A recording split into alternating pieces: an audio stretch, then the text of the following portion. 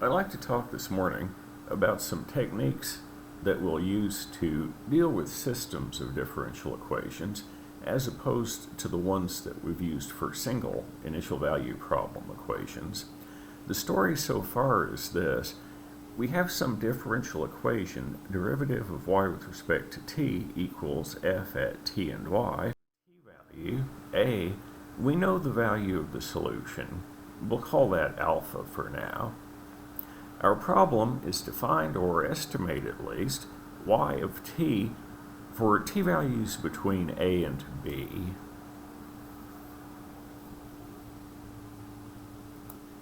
Select the number of subdivisions, which we will now call n steps to distinguish it from the other n that will be in the problem.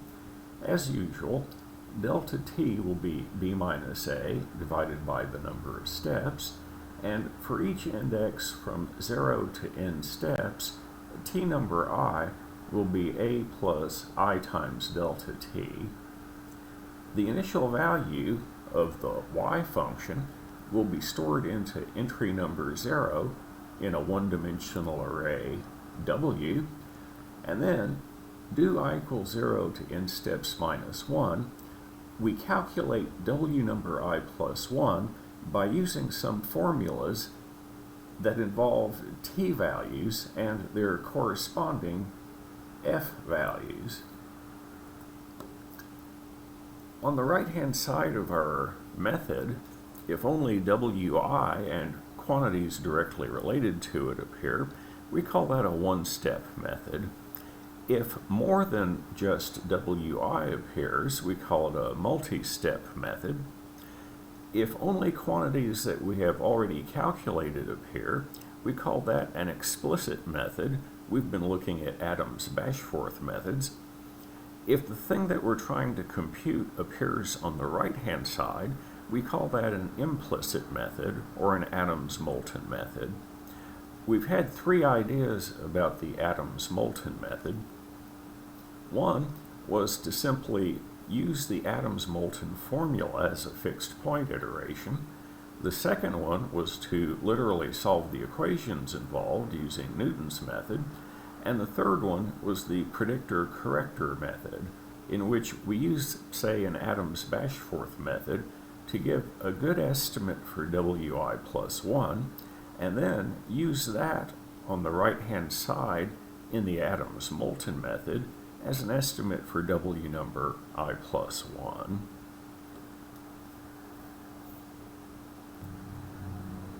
For systems of equations, we're going to do something very similar, but there are complications. For example, instead of just having one differential equation for some function y, I might have three of them. I might have the derivative of my first function, y1, with respect to t, is some expression, f1, that could involve t, y1, y2, and y3, and similarly for the other two equations. The methods that we're going to develop are very similar in spirit to what we've done before, except now our individual single w numbers will have to be replaced by one-dimensional arrays. In our experiment that we're looking at now, we have three differential equations, so we're going to have n steps plus 1 of these columns of numbers. This is the estimate, or in some cases the exact value, of w, or y, at time tj, but there is a y1 of tj, a y2 of tj, and a y3 of tj as well. We have three equations. We need three rows in our array to store such things. Generically, I'll call the number of equations NEQ, short for number of equations. In this case, NEQ will be 3. I will have n steps plus 1 columns, each one of which contains NEQ numbers. my slightly modified plan is I'm going to store my approximations into an array which I will call W again, but now W does not consist of a single row of numbers indexed 0 to n steps. Instead of that, I'm going to have 0 to n step columns of things that are indexed from 1 to NEQ. In multi-step methods, we have also been saving the F values. I will have to have an F value array that has the same dimensions as W. F vals column J will consist of the right-hand side evaluated at time J and the various approximations at time J. Things are going to be very similar. I will have an Euler step for systems this time. I've written here Tn, Tout, Yn, and Yout, but in actuality I'll have to send the number of equations too, so that I can correctly identify the array bounds on my arrays. To carry out a step of Euler, all I'm going to need is the current approximation and the F value that goes with it. But later, if I decide to do a multi-step method, I might need to have the F values available to my differential equation step routine. If I need to do that, I will communicate all necessary information using modules. The right-hand side is now a vector, a column vector that can depend on T, Y1, Y2 out to Y number NEQ. So instead of calculating this quantity by using a function, as we've done before, we'll have a subroutine, which I'll call F vector. I'll have to send it the number of equations, the current time, the current Y value, and some array to store the result into. The result will also be a vector.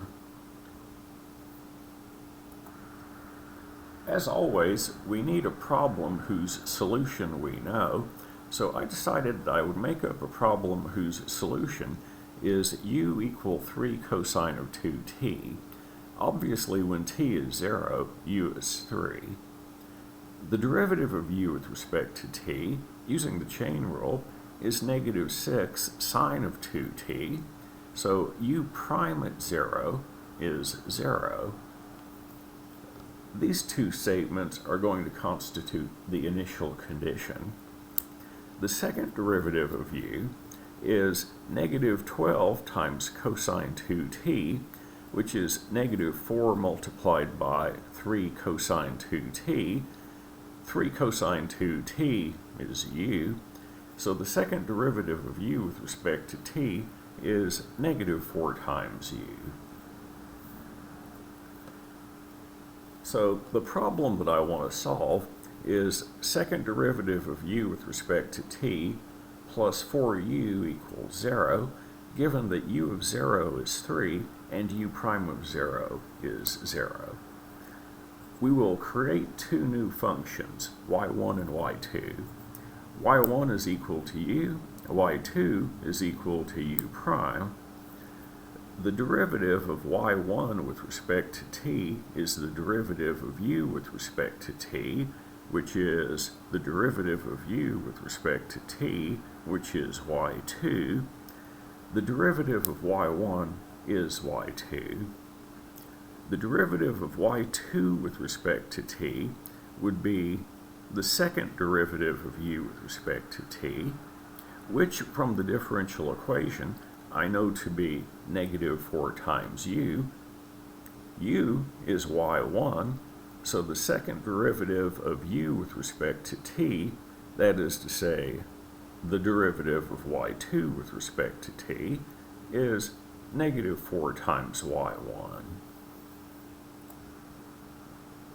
By doing this, we have reduced our problem down into a problem of the type that we've been discussing in the last couple of class meetings. To look at the accuracy of our methods, we will do as before. We will compare the computed solution against the exact solution. In this case, the u values are the y1 values. These are the numbers that are in the first row of the W matrix. So if I want to look at what the value of u is when time is equal to tj, I should look at the number that's in column J, first row of the W matrix. When we look at the coding, that's the thing that I will compare against the actual value of u at time tj. Now, I want to write a program that implements this idea for systems of equations and to try it out on my little sample problem. Up at the top, in a manner that's similar to what we did for single differential equations, I have a declaration, double precision allocatable W and F vals, but now they're both two-dimensional arrays instead of one. In my main program, I've set up various arrays. I say that yn, yout, and t are going to be one-dimensional allocatable arrays. A and b are the biggest and smallest time values. dt is the time step. tn, tout, and actual are as they were before. neq now is the number of equations. N steps is the number of steps that I want to take. And ij and k are loop counters in case I need those. I've decided to solve my differential equation on the interval from a equals 0 to b equals 5. When written as a system, there are two differential equations. I ask the user how many steps they want to do. After they tell me, I allocate w, f vals, t, yn, and yout to be the appropriate sizes. W, remember, has neq rows and instep plus 1 columns. Each column, which consists of neq numbers, represents an estimate of the solution at some particular time.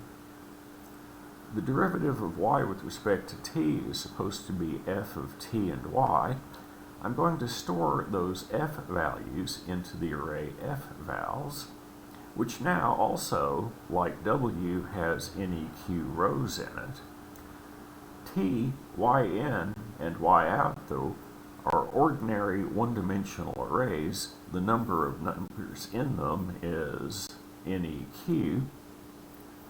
As usual, the time step delta t dt in the code is b minus a over n steps.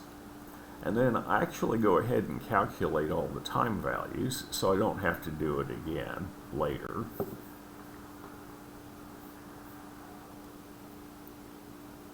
The initial condition for my differential equation was that the u value be 3 and the u prime value be 0.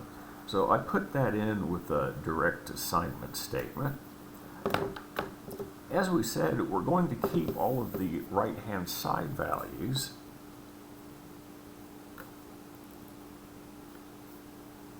So this line calculates the right-hand side of the differential equation at t equals t0. It stores the resulting two numbers into column indexed 0 of f vals. From here on, it's pretty much business as usual. This is my main loop for my program. As before with Euler's method, index starts at 0, ends at instep minus 1, because we'll be calculating the approximation at time I plus 1. Tn is t number I, t out is the next one, yn is the ith column out of the W matrix. Call Euler's step, number of equations, time in, time out, yn, y out, and then I'm going to store y out into column number I plus 1 of the W array. I've now got an estimate for the solution at time I plus 1, and I'm going to calculate the right-hand side vector for it and save it in preparation maybe for multi-step methods. So we'll call subroutine f vector. We send it the number of equations, the time at which we have just gotten a new estimate of the solution, that new estimate of the solution, and I'm going to store the result into column number I plus 1 of the f-vals array. This is all the work that's going to be done in the main program, except for whatever sort of output you might want to make.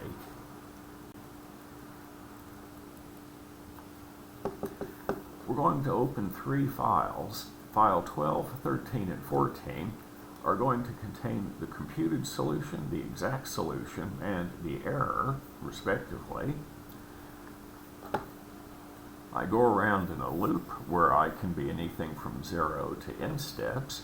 On each row of file number 12, I print time I and w1, I, recalling that the u values are in the first row, the u prime values are in the second row.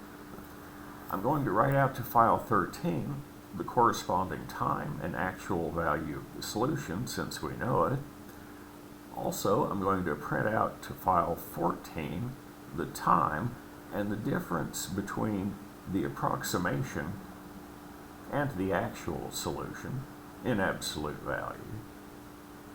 Then I close my files, I deallocate my arrays, and that's the end of the program.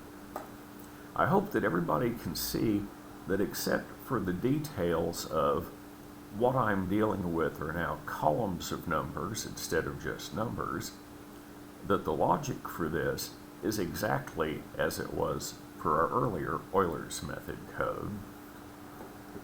The needed subroutines and functions. Since this is a test problem, we know what the actual solution is. It's supposed to be 3 times cosine of 2t, so I made a function that will allow me to calculate that for any given t value. Also, the subroutine f vector, it needs to know the number of equations purely for dimensioning purposes, t, y, and somewhere to send the right-hand side vector back, which in my code I'm calling r. So NEQ is an integer, y is a double precision array with NEQ slots in it, t is a double precision scalar, and double precision RNEQ is where I'm going to send my answer back. I did this on 2 separate lines because for the y and the t, I've also declared those to be intent n, so I can't accidentally change them. The first component of the right-hand side is the second component of the y vector. The second component of the right-hand side is -4 times the first component of the y vector, just as was mentioned in the write-up. And lastly, Euler's step SYS, it receives the number of equations, the input time, the output time, the input estimate of the solution vector, and some place to store the output. I have the same sort of dimensioning things that I had in the previous routine. I calculate the right-hand side of the differential equation at the current time n, current yn, store that into r, then I set y equal to yn plus delta t times the right-hand side.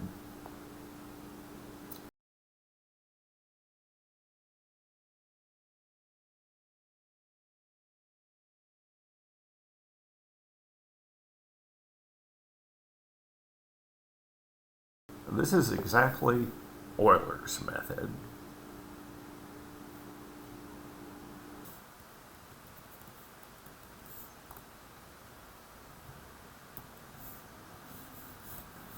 As a first guess, let's give it 500 steps. Now, it created computed, error, and exact. Let's look at the graphs here.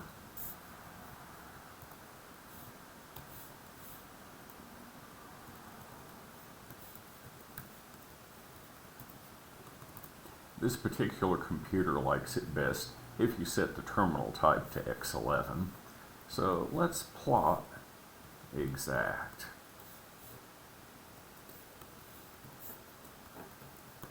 With thin line connecting the dots.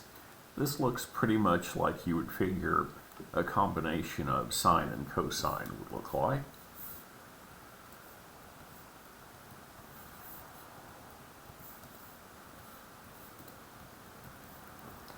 Now, I'll draw the graph of not only the exact solution, but the computed solution on the same picture. And as you can see, the agreement is pretty good, but even so, with 500 steps, you can definitely see that there's a difference between the computed and exact solution.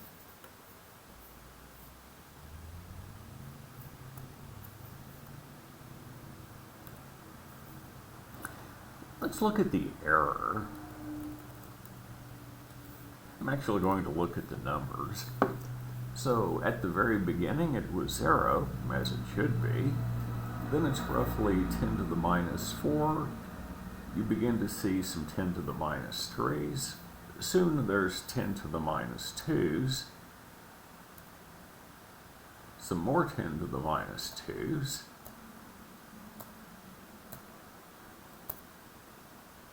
There's a patch where the disagreement is a little worse than that. It's 10.10, that is.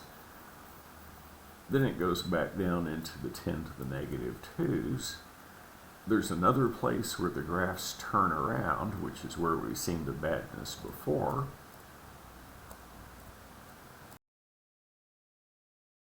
So overall, at n steps equal 500, it's very rough. Euler gives me a very rough approximation. Let's see if we can do better by doing more steps. I'll put 10,000 steps in.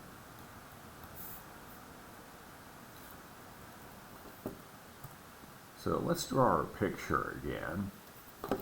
And now you can see the agreement is much better. I think I'll look at the graph of the error file as well, so I don't have to look at so many numbers.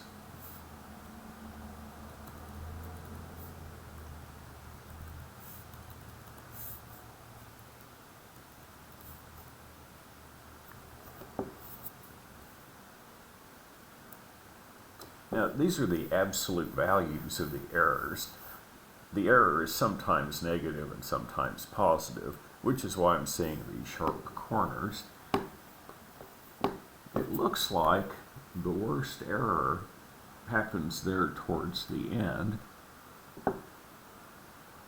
It's about 0.014.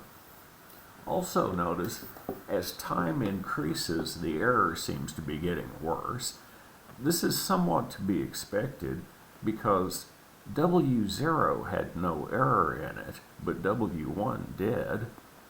We took W1 and fed it into the same approximate procedure, so what results has the error that was actually in W1 to start with, plus whatever error was caused by feeding that into the f function instead of the true value of y. You have to expect the error is going to get worse as you go down the line. But roughly speaking, this appears to be working correctly.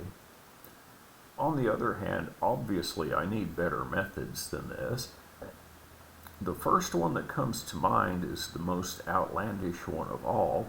I'm thinking of making an extrapolated Euler code out of this. That'll be the topic of the next video.